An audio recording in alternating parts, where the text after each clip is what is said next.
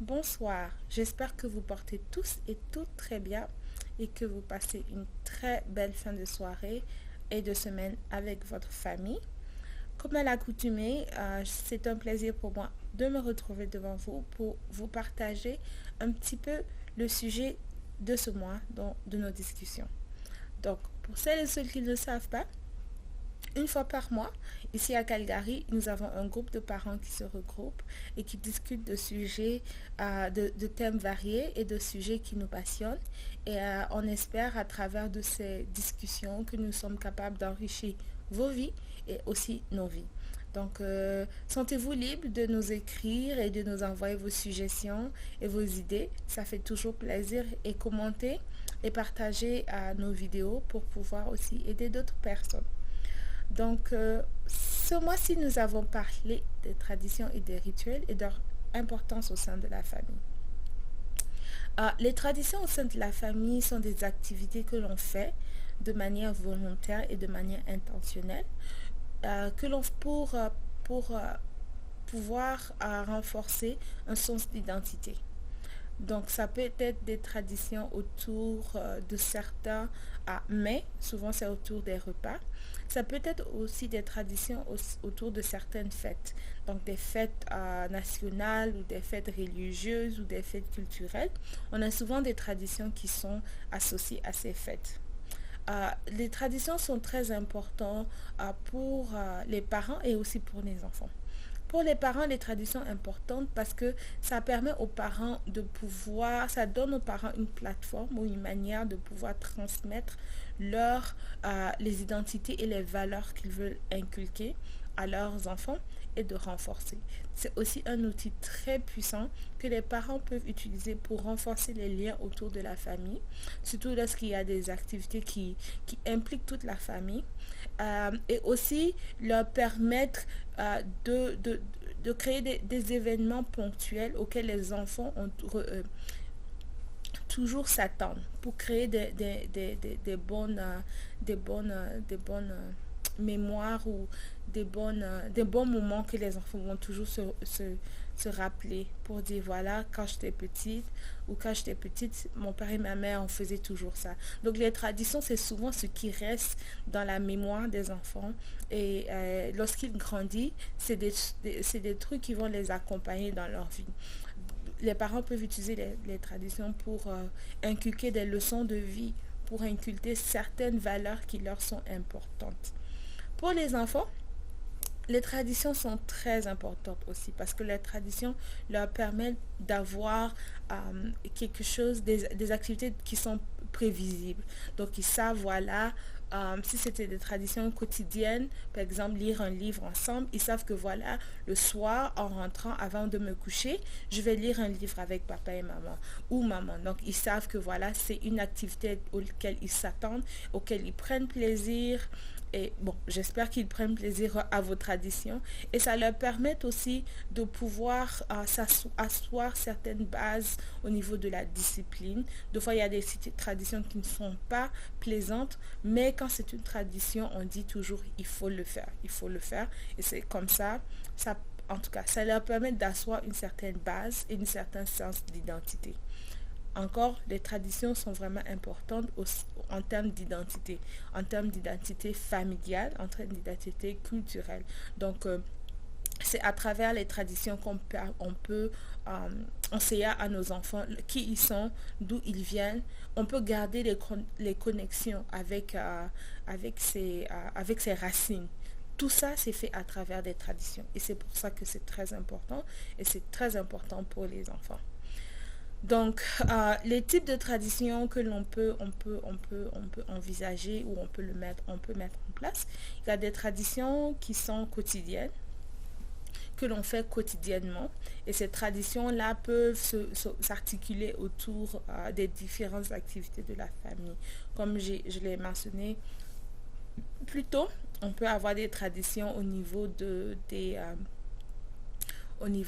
du coucher, au niveau pour se coucher, pour manger, des traditions au niveau des sorties et tout ça. On peut avoir aussi des traditions hebdomadaires. Donc ça, c'est des traditions, voilà. Chaque dimanche, on va à l'église, c'est non négociable. Et puis voilà. Ou chaque dimanche, on va visiter telle famille où on fait un acte de volontariat. Donc les traditions peuvent se faire aussi au niveau de la semaine. On a aussi des traditions qui se font autour des événements de la vie.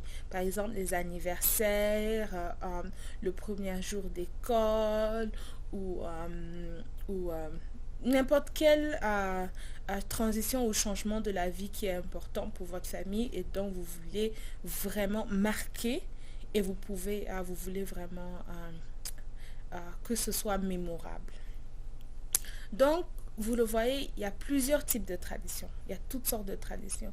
Mais ce qui est important dans les traditions, c'est que ce soit quelque chose qu'on le fait de manière intentionnelle. Il y a beaucoup de choses que l'on peut faire, mais ce n'est pas tout qui est utile. Donc, les traditions, c'est des choses qui sont faites de manière intentionnelle pour pouvoir asseoir certaines bases critiques de valeurs et d'identité dans la famille. Donc j'ai parlé déjà des routines de la famille, comme manger à table tous les jours, ou pour le coucher ou pour le souper, avoir ce genre de tradition. Donc, voilà un peu où est-ce que les traditions, ça vient. Maintenant, au niveau des traditions culturelles, on sait toujours que nous avons tous notre culture, nous avons tous notre identité. Certaines traditions culturelles sont positives, d'autres ne le sont pas. Donc je pense que dans le choix des traditions à transmettre, parce qu'il y a un choix à faire, ce n'est pas toutes les traditions qu'on transmet. On en crée de nouvelles et aussi on en laisse de nouvelles. Il faut vraiment s'asseoir et puis évaluer au niveau de notre propre vie, de notre propre identité, quelles sont les traditions qui sont positives que l'on voudrait inculquer et renforcer, et aussi regarder au point de notre famille quelles sont les traditions qui ne sont pas valorisantes, qui ne sont pas utiles, qui ne sont pas positives, que l'on voudrait aussi laisser tomber. Donc, de la même manière, les traditions se créent et se maintiennent. Donc, à chaque stage de la vie de vos enfants, vous pouvez créer des nouvelles traditions et vous pouvez arrêter d'autres traditions. On peut dire, voilà, quand nos enfants étaient petits, on leur disait toujours une histoire avant d'aller se coucher. Oui, ça marche quand ils ont 2 ans, 3 ans, 4 ans, 5 ans. Mais lorsqu'ils commencent à avoir 7 ans, et que leurs intérêts changent, il faut trouver d'autres traditions. Il faut trouver d'autres traditions pour maintenir le contact, pour maintenir la connexion avec les enfants. C'est un travail qu'il faut faire sur soi-même, mais sur sa famille, mais en sachant que les traditions sont nécessaires. Parce que sans les traditions, il n'y a pas un lieu ou un contexte dans la famille qui est fait de manière intentionnelle pour vraiment consolider et renforcer le lien de famille. Le lien de famille, ça change tout le temps et il faut le renforcer et le maintenir. Et pour pouvoir le maintenir, on peut utiliser les traditions. Donc, il faut souvent créer et recréer des traditions constamment pour pouvoir renforcer et maintenir ce lien. Si vos enfants grandissent, leur centre d'intérêt change, leur schedule change, il faut toujours se réadapter. Peut-être les membres de la famille, leur schedule, peut-être les parents travaillaient peut-être dans la même ville et puis après, ils ne travaillent plus dans la même ville. Donc, pour ne pas que la dynamique familiale s'effrite, il faut créer des nouvelles traditions qui vont permettre de s'ajuster à ces changements et de s'ajuster au contexte. Donc ça, c'est des choses qui sont très importantes. Donc je répète encore et je le répète, les traditions sont très importantes. C'est des outils que l'on peut utiliser et c'est des outils qui sont nécessaires. Une famille qui n'a pas de tradition, c'est une famille qui peut être laissée aller et puis qui va juste laisser aller. Les gens se côtoient, mais il n'y a pas de relation vraiment. Les relations se créent lorsqu'il y a un frottement et ces frottements peuvent être faits à travers des traditions et des rituels. Et c'est pas la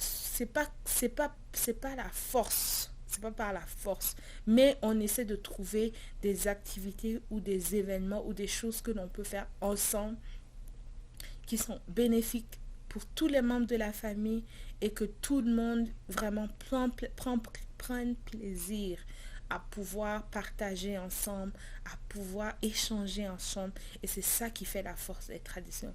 On peut dire, voilà, peut-être que les enfants sont responsables des traditions de la semaine. Bon, dépendamment de leur âge, on peut leur dire, voilà, dans la semaine, vous choisissez les traditions que l'on peut faire ensemble. Et puis, les parents peuvent choisir les plus grosses traditions à célébrer, comme les célébrations de diverses formes. Donc voilà un petit peu, j'espère que ça a été utile pour vous et que ça vous aura encouragé à pouvoir persévérer. C'est pas facile d'être parent, c'est pas facile d'éduquer, c'est pas facile, mais ça quelque chose qui vaut le coup et c'est quelque chose, c'est une des meilleures